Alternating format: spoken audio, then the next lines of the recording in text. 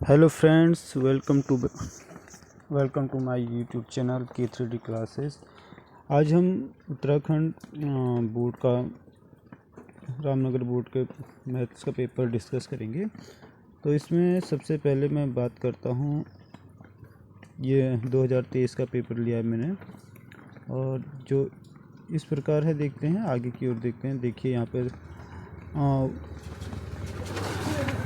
2023 maths का paper है ये, ठीक है। समय 3 घंटा होता है और 80 नंबर का पेपर होता है। मैक्सिमम मार्क्स 80 मार्क्स हैं।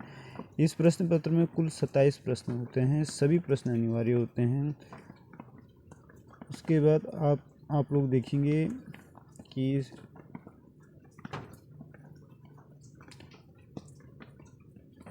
प्रश्न हेतु निर्धारित अंक उनके सम्मुख अंकित हैं। प्रत्येक प्रश्न को ध्यानपूर्वक पढ़िए और उनका समुचित उत्तर दीजिए। जो बच्चे अक्सर गलती करते हैं, प्रश्न संख्या 1 बहुविकल्पीय है। इसके प्रश्न के प्रत्येक खंड के उत्तर में 4 विकल्प दिए गए हैं। सही विकल्प अपनी उत्तर पुस्तिका में लिखिए। उसके बाद जो अगला क्वेश्चन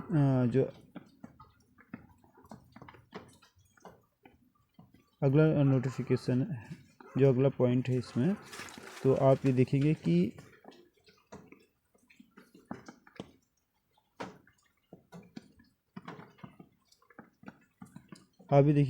प्रश्न संख्या 1 का प्रत्येक खंड 1 अंक का, प्रश्न संख्या 2 से 9 तक 1 अंक के प्रश्न हैं, और प्रश्न संख्या 10 से 16 2 अंक के हैं। ठीक है, आपको ये ध्यान रखना है, 2 अंक के हैं।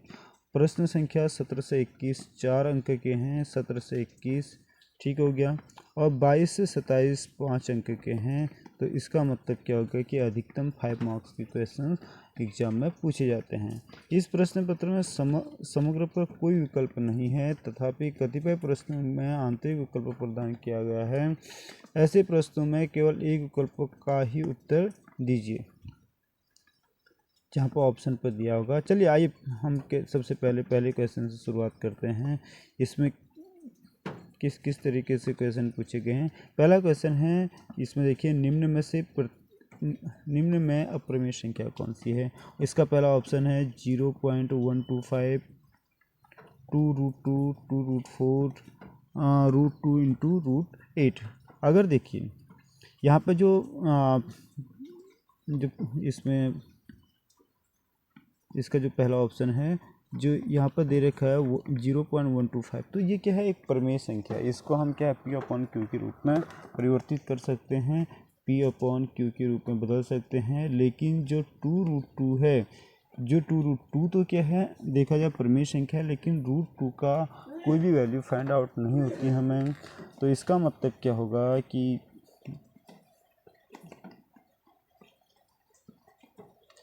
इसका मतलब ये हुआ कि जो ये √2 है बच्चों, 2√2, तो इसका मतलब क्या, 2 के अपने आप में प्रमेय संख्या, लेकिन √2 अप्रमेय संख्या है। प्रमेय संख्या और अप्रमेय संख्या मल्टीप्लाई होंगे तो अब भी क्या होगा, हमारे पास ये अप्रमेय संख्या बनेंगे। अब अगर देखा जाए तो 2√4, देखने में √4 क्या है, क्या लग रहा होगा आपको, √4 ऐसा लग रहा होगा कि ये भी क्या है, एक अप्रमेय संख्या। लेकिन √4 का स्क्वायर रूट निकालेंगे तो इसकी वैल्यू 2 होती है। ठीक है, इसकी वैल्यू कितनी होती है, 2 होती है। तो इसका मतलब क्या, 2 इंटू 2 क्या हो जाएगा, इसका मतलब क्या, 2 इंटू 2 इक्वल टू 4 हो जाएगा। कितना हो जाएगा, 4 हो जाएगा। समझ में आया होगा आपके। तो अब उसके बाद आप देखेंगे कि नेक्स्ट जो क्वेश्चन पे देखते हैं हम, ये क्या है, √2 इंटू 8। अगर √2 इंटू 8 देखते हैं तो ये कितना आ जाएगा, 2 इंटू 8 अगर करेंगे तो क्या आ जाएगा, √16 आ जाएगा, √16।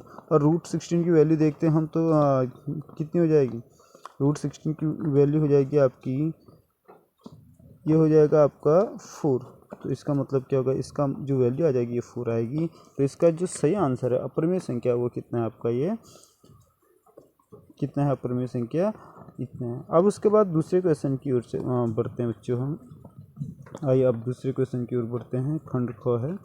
खंड ख पे क्या होगा, जो बहुपद x² - 3 के शून्यकों का योगफल ज्ञात कीजिए। शून्यकों का योगफल ज्ञात करने की बात की गई है। तो इसके लिए आप दो तरीके से क्वेश्चन कर सकते हो। एक एक्स स्क्वायर माइनस जो 3 है ना उसको √3 का होल स्क्वायर लिख सकते हो। तो इसका मतलब क्या होगा कि x माइनस √3 और दूसरा इसका जो होगा x प्लस √3। ठीक है, जब अगर आप इसका मतलब क्या है, जब जो इसकी वैल्यू आएगी आपकी तो ये आ जाएगा आपका, यह आएगा एक वैल्यू तो आपकी आ जाएगी, एक आएगा √3 और दूसरा आएगा माइनस √3। अगर इसको जब सॉल्व करोगे, जब दोनों को जोड़ोगे तो इस पर क्या हो जाएगा आपका, जो ये प्लस √3 है, ये माइनस √3 है। जब ये दोनों को जोड़ोगे ना आप तो इससे ये कैंसिल हो जाएगा, तो हमारे पास 0 आएगा। तो इसका मतलब क्या होगा, इसकी जो वैल्यू है ना, इसका जो आंसर आएगा वो आएगा आपका 0।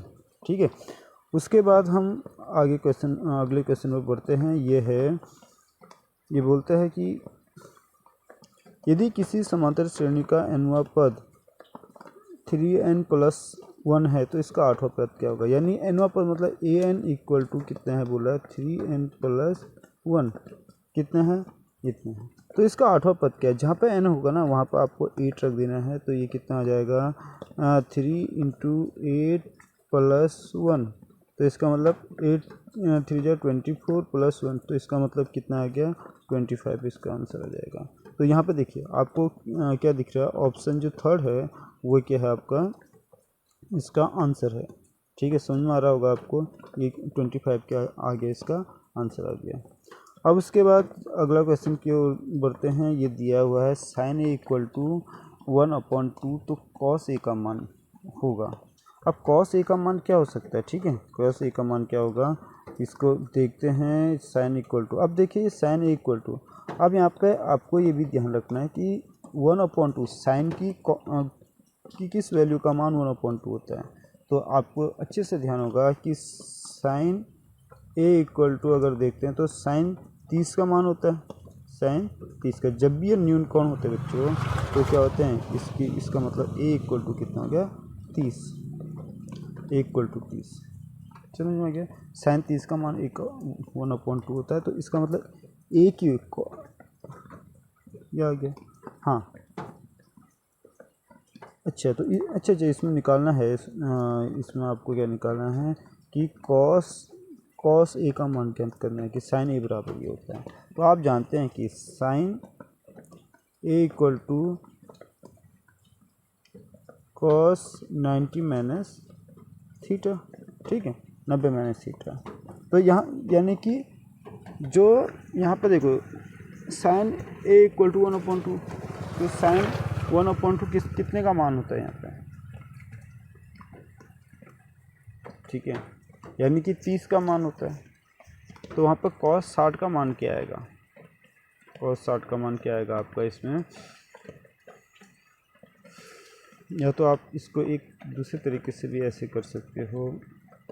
आप लोग जानते होंगे बच्चों कि cos बराबर क्या होता है, cos बराबर होता है cos a बराबर होता है 1 - sin²a। ठीक है, जब इसकी वैल्यू रखेंगे तो यह आ जाएगा आपका, यह आपका क्या आ जाएगा,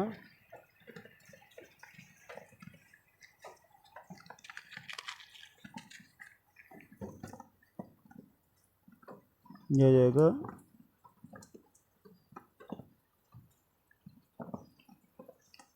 आ जाएगा आपका, अगर इसका स्क्वायर करोगे तो ये आएगा 1 - 1/4।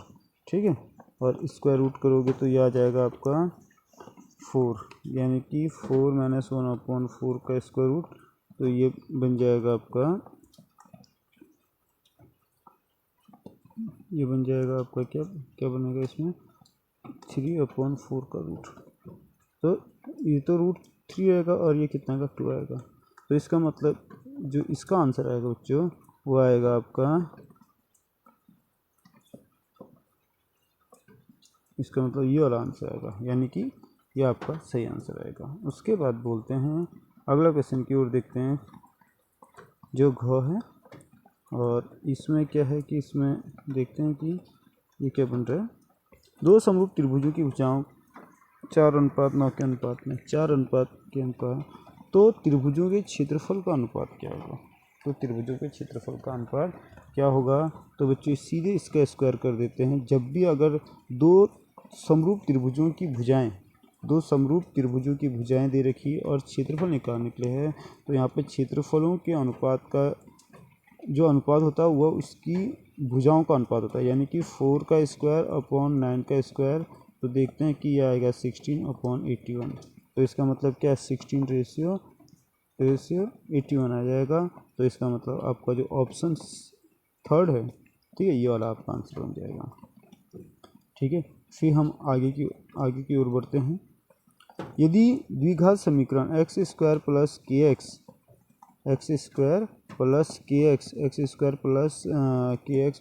माइनस 6 इक्वल टू का एक मूल 1 है, तो के का मान ज्ञात करना है। इसका एक मूल पता है हमें, तो इसका मतलब कि एक्स की जगह हम 1 रख देंगे, तो 1 का square plus 1 into 1 minus 6 equal to 0 आ जाएगा। तो ये आ जाएगा हमारे पास, ये 1 का स्क्वायर तो 1 होता है, प्लस के माइनस 6 इक्वल टू 0, तो प्लस माइनस तो यानी कि के माइनस 5 इक्वल टू 0 आ गया। तो इसका मतलब क्या है? के इक्वल टू 5 माइनस दूसरे साइड आएगा, प्लस में आ जाएगा। तो इसका मतलब आपका जो आंसर आ जाएगा बच्चों वो क्या हो जाएगा? ये आएगा 5। ठीक है, तो अब फिर आगे की ओर बढ़ते हैं। और इसमें जॉब वाला क्वेश्चन है, वो बोलते हैं एक पासे को एक बार फेंका जाता है, एक सम संख्या प्राप्त होने की प्रायिकता। एक पासा है, एक पासे में कितने बच्चों पासे में कितने फेस होते हैं? 6 फेस होते हैं। कौन कौन से नंबर? 1 होता है, 2 होता है, 3 होता है, 4 होता है, 5, 6। लूडो, ठीक है, लूडो में जो पासा होता है तो उसी को बोलते हैं। अब इसमें क्या है? एक पासे को एक बार फेंका जाता है, उसमें सम संख्या प्राप्त होने की प्रायिकता क्या होगी? देखो सम संख्या कौन कौन सी इसमें, अगर आप इसको देखेंगे तो आपको पता चलेगा कि जैसे 2 भी क्या है? सम संख्या है, 4 भी सम संख्या है, 6 भी सम संख्या है। तो इसमें अनुकूल परिणाम कितने हैं? आपके 3 हैं, और सभी संभावित परिणाम कितने हैं? 6 हैं। तो अब आप इसको अगर सॉल्व करते हो, सिंप्लीफाई करते हो, तो ये आएगा 1/2। तो इसका मतलब ये क्या हो जाएगा आपका? ये आपका आंसर हो जाएगा, ठीक है, 1/2। तो इसका मतलब इसका आंसर ये आ गया। ठीक है बच्चों, तो अब उसके बाद हम आगे की ओर बढ़ते हैं। तो उम्मीद करता हूँ बच्चों कि आपको यहाँ तक